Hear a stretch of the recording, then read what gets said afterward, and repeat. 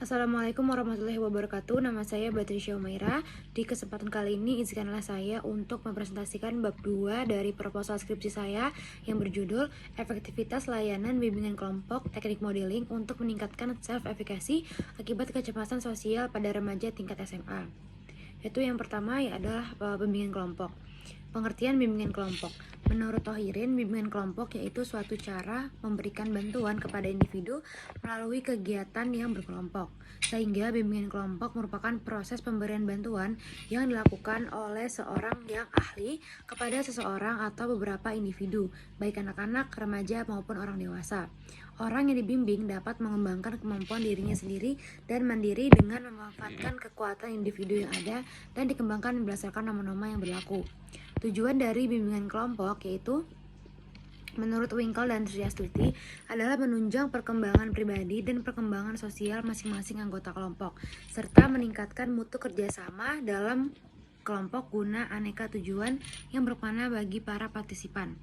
Komponen bimbingan kelompok yaitu yang pertama ada ketua kelompok, lalu anggota kelompok dan dinamika kelompok. Ketua kelompok ini biasanya diketuai oleh guru BK atau konselor di sekolah.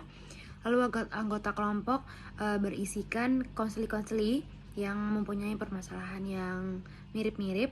Lalu dinamika kelompok yaitu bagaimana hubungan di dalam kelompok tersebut untuk mencapai tujuan bersama. Selanjutnya, manfaat dari bimbingan kelompok ini yang pertama yaitu memiliki pemahaman yang objektif dan cukup luas mengenai topik yang dibahas, lalu memiliki relasi lebih luas karena bimbingan kelompok ini terdiri dari gabungan beberapa siswa-siswa, sehingga siswa-siswa juga bisa menjalin relasi dengan teman-teman yang lain. Lalu siswa mendapatkan informasi yang dibutuhkan, siswa menyadari bahwa ia tidak sendiri dalam menghadapi masalah, lalu siswa lebih berani mengungkapkan pendapatnya. Lalu untuk tahapannya yaitu ada langkah awal, perencanaan kegiatan, lalu pelaksanaan kegiatan yang dilakukan sebagai berikut, yaitu persiapan menyeluruh dari mulai fisik siswa dan ketua kelompok, psikisnya, dan tempat pelaksanaannya. Lalu yang kedua, dilanjut dengan tahap pembentukan kelompok, di mana sebelum memulai bimbingan kelompok ini sudah harus dibuat kelompok yang memiliki tujuan yang sama, yaitu tahap peralihan di mana setelah berkenalan, mendekatkan diri satu sama lain, membangun topik netral, itu tahap peralihan di mana nantinya apakah siap anak-anak untuk menjalankan bimbingan kelompok gitu. Lalu dimulai dengan tahap kegiatan. Selanjutnya teknik modeling. Nah, teknik modeling ini pengertiannya yaitu menurut Albert Bandura, modeling merupakan belajar melalui observasi yang menambahkan atau mengurangi tingkah laku yang teramati, menggeneralisir berbagai pengamatan sekaligus melibatkan proses kognitif. Tujuannya adalah menurut Bandura yaitu development of new skill. Jadi diharapkan setelah mengikuti bimbingan kelompok dengan teknik modeling ini, peserta didik mengembangkan atau mendapatkan skill baru dari dalam dirinya. Lalu facilitation of pre-existing behavior. Setelah mengikuti bimbingan kelompok dengan teknik modeling ini, diharapkan peserta didik itu menghilangkan respon takut setelah melihat tokoh sebagai model, menimbulkan rasa takut yang dilihatnya sehingga tidak berakibat apa-apa atau akibatnya hanya positif. Lalu changes in inhibition atau self-expression, pengambilan suatu respon-respon yang diperlihatkan oleh tokoh yang memberikan jalan untuk ditiru. Melalui pengamatan terhadap tokoh, seseorang untuk melakukan sesuatu yang mungkin sudah diketahui atau dipelajari ternyata tidak ada hambatannya. Lalu jenis-jenis teknik modeling, yaitu ada modeling tingkah laku yang dilakukan melalui observasi terhadap model tingkah laku yang diterima secara sosial individu. Lalu modeling simbolik yaitu modeling melalui film atau televisi yang menyajikan contoh tingkah laku, berpotensi sebagai sumber model tingkah laku. Lalu yang terakhir adalah model conditioning, banyak dipakai untuk mempelajari respon emosional yang mendapat penguatan.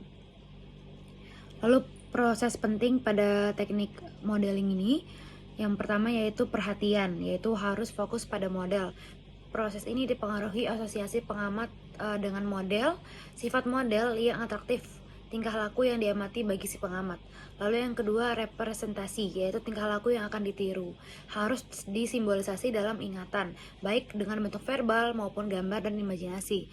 Lalu peniruan tingkah laku model, yaitu bagaimana melakukan apa yang harus dikerjakan. Yang terakhir adalah motivasi dan penguatan.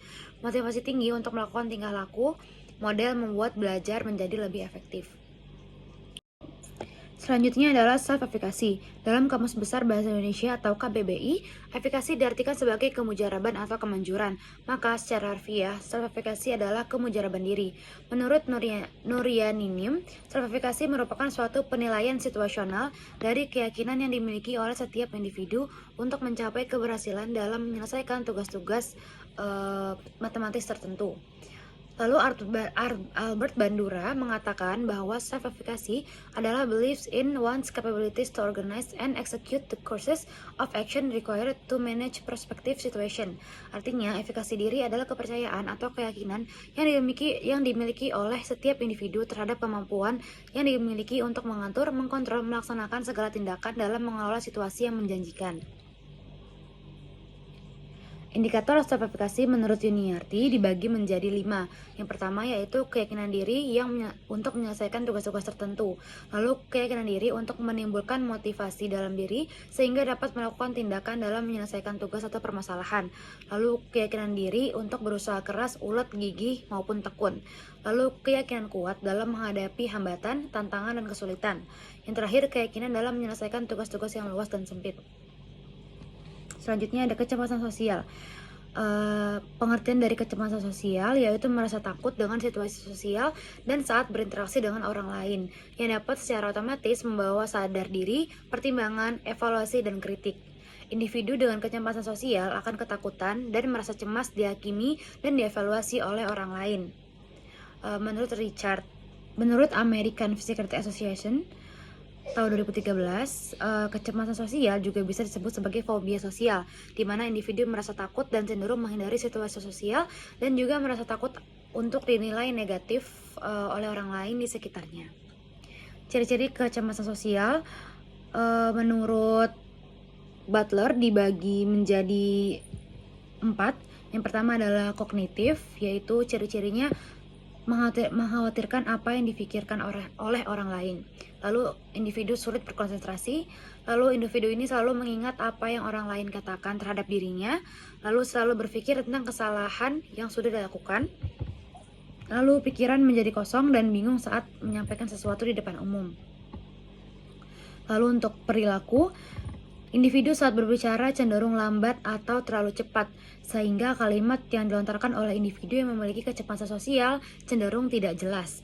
Lalu individu ini juga menghindari kontak mata dengan individu lain, lalu melakukan sesuatu dengan sangat berhati-hati agar tidak dilihat atau dilirik oleh orang lain. Lalu individu ini selalu mencari aman dan menghindari kegiatan atau situasi sosial yang melibatkan banyak orang. Lalu respon fisik, ketika berbicara di depan umum, mukanya merah karena malu, lalu badannya berkeringat dingin dan menggigil, lalu tegang dan sulit untuk menenangkan diri, lalu panik. Saat panik itu jantungnya berdegup sangat kencang, nafas terburu-buru dan pusing.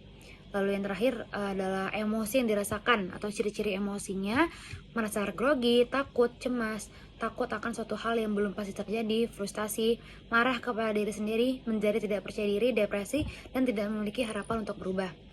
Nah, selanjutnya faktor-faktor yang mempengaruhi kecemasan sosial. Menurut Rizka Dina di sini ada 2, yaitu genetik. Genetik itu berarti bawaan dari orang tua gitu ya. Jadi ternyata orang tua yang memiliki kecemasan sosial itu bisa menurun kepada anaknya.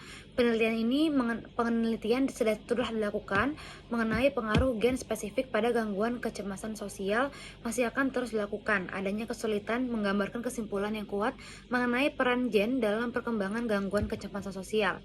Lalu selanjutnya lingkungan, yaitu pola pengasuhan orang tua yang overprotective berpotensi meningkatkan resiko kecemasan sosial.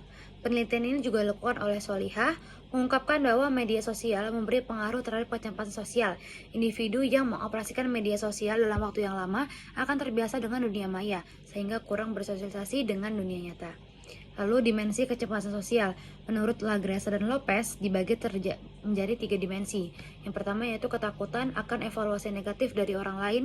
Lalu yang kedua, penghindaran sosial dan rasa tertekan dalam situasi yang baru atau berhubungan dengan orang asing. Lalu yang terakhir, penghindaran sosial dan rasa tertekan yang dialami secara umum atau dengan orang yang tidak dikenal.